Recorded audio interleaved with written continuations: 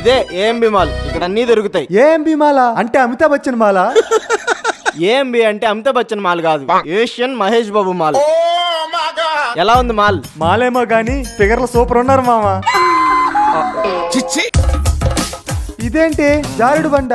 ఇదే ఎస్కలేటర్, దీని మీద మనం పైకి వెళ్ళాలి. ఆకాశంలోక? సారీ మామ, అలా దిగాలని తెలియక మేము నార్మల్ గా దిగేసాం. నీకు బాగా మదం ఎక్కిందిరా గోవర్ధన. ఏం తింటారు మావా? ప్లేట్ పునుగులు, ఓ ప్లేట్ బజ్జీ.